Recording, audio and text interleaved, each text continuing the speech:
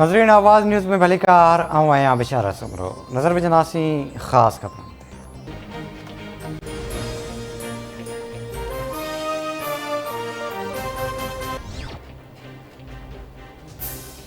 Imran Niazi C pack जो बुरो हाल किया है। इमरान खान सी पैक मनसूबन जी फ्रांसिक ऑडिट कराए जैसा चीनी दोस्त सख्त नाराज़ आहिनि। वज़ीर आज़म शहबाज शरीफ जो CPAN जी उहदेदारनि सां मुलाक़ात दौरान ॻाल्हियूं। शहबाज शरीफ जो चवणु आहे त पीका ऑर्डिनेंस ते हुकूमत जी इजाज़त खां सवाइ सुप्रीम कोर्ट में नज़रसानी दरख़्वास्त दाख़िल कंदड़ FI ऑफिसरनि ख़िलाफ़ कार्रवाई थींदी। वज़ीर आज़म कानून वारे वज़ीर आज़म ताड़ खे हिदायत कई आहे त पीका ऑर्डिनेंस ते बिना देर नज़रसानी करे आज़ाद सहाफ़त जे ख़िलाफ़ शिकूं ख़त्म कई वञनि।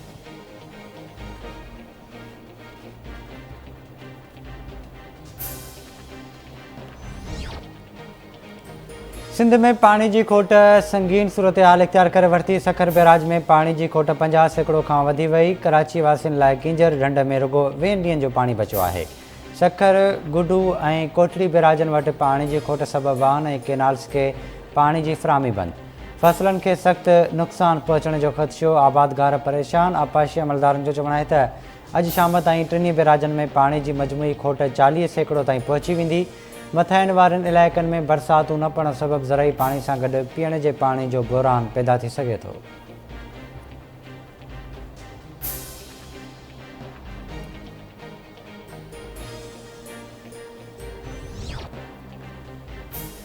भारत पारां हिकु ॿीहर सिंतास मुआदे की भञकड़ी। चिनाब दरिया ते 540 मेगावाट जो कवार हाइड्रो पावर प्रोजेक्ट तामीर करण जो ऐलान।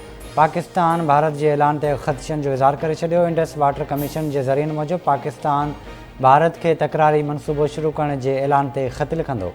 इंडस वाटर कमीशन भारत का कुवार हाइड्रो पावर प्रोजेक्ट जा तफ़सील तलब कंदो। भारत पाकिस्तानी दरियानि ते नओं प्रोजेक्ट शुरू करण खां 6 महीना अॻु आगाह करण जो पाबंद आहे।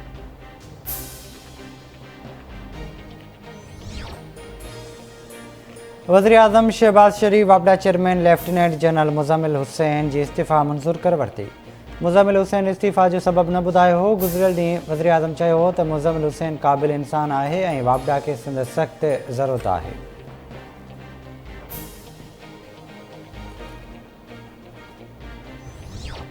टंडोला यार्ड ज़िले में पानी की खोट बरक़रार। जी सिंध माज़ के सरबराह रियाज़ चांडियो की अॻवानी में आबादगारनि पारां सिविल अस्पताल खां लतीफ़ गेट ताईं रैली ऐं धरणो। रियाज़ चांडियो जो चवणु आहे त सिंध जूं ज़मीनूं बंजर बणिजी वियूं आहिनि। सिंध हुकूमत पुछड़ी जे आबादगारनि खे पाणी फ़राहम करण में नाकाम थी वई आहे। बाअसर ज़मींदार मुंड में पानी लाइ लिफ्टर मशीनूं हणी वेठल आहिनि जिन ख़िलाफ़ कार्रवाई करण बदिरां आपाशी खातो अघूर निंड सुतल आहे।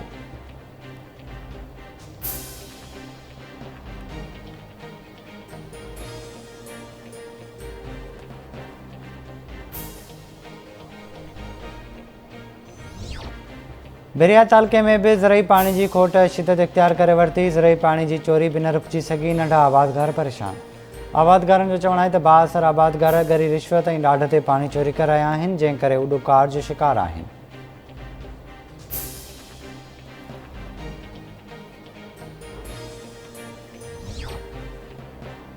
वज़ीर आज़म शहबाज शरीफ MQM पाकिस्तान जी अॻवान नसरीन जलील के नओं गवर्नर सिंध मुक़ररु करण लाइ समरी सदर ॾांहुं माणे छॾी। समरी मंज़ूर थियण जी सूरत में नसरीन जलील सिंध में अटकल अध सदीअ खां पोइ बणिजंदड़ पहिरीं औरत गवर्नर हूंदी। हैदराबाद के मुख़्तलिफ़ इलाइक़नि में 2 धारदार वाक़िअनि में 2 ॼणा फ़ौत। सेरी थाणे जे हद में नौजवान नारी जो वाह मां लाश हथायो। उसरी थाणे जे हद में रोड हादसे में नेकर मोहम्मद अयाज शेख फौत थी वियो। ॿिन्ही जा लाश सिविल अस्पताल हैदराबाद मुंतक़िल कया विया। सांगड़ वेझो कंडी वाटर स्टाफ वटां नौजवान जो गोली लॻल लाश हथायो। लाश की सुञाणप सांगड़ के करनाली पाड़े वासी अब्दुल हमीद बिरोही तौर थी। बलोचिस्तान के इलाइक़े बख्तियाराबाद में डोमकी लेविस थाणे जे हद मां अणॼातल शख़्स जो सड़ियल हालत में लाश मिलियो।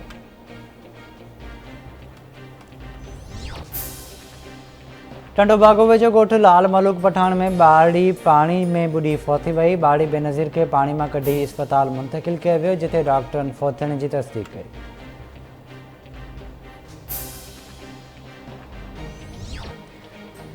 सिंधड़ी थाणे जी अदर ॻोठ हुसैन कालरो जो रहवासी नौजवान ईसर बेल अगवा धाड़ेलनि जो वारसनि सां राब्तो बाज़ियाबी लाइ 15 लाख रुपया भुंग तलब। मुगवी जे वारसनि जो मीर हसन शरह ख़िलाफ़ इंसी दाख़िल। दादोजी डिस्ट्रिक्ट जेल में 55 वरनि जो कैदी इकबाल मेमन फोती जो लाश पोस्टमार्टम लाइ सिविल अस्पताल मुंतकिल। जेल इंतज़ामिया जो चवणु आहे त कैदी साह जी तकलीफ़ में मुब्तला हो, संदसि मौत बीमारी सबबु थियो आहे।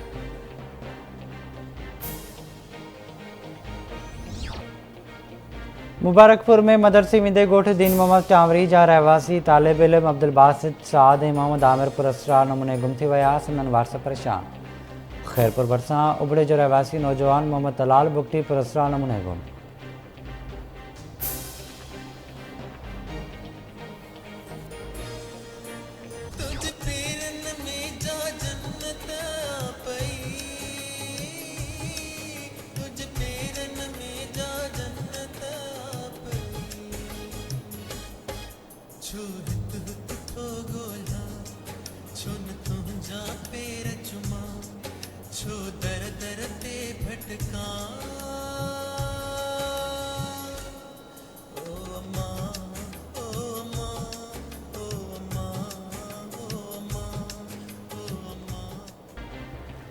पाकिस्तान समेत सॼी दुनिया में माउरनि सां मुहबत जे इज़हार जो ॾियारो मल्हाए पियो वञे।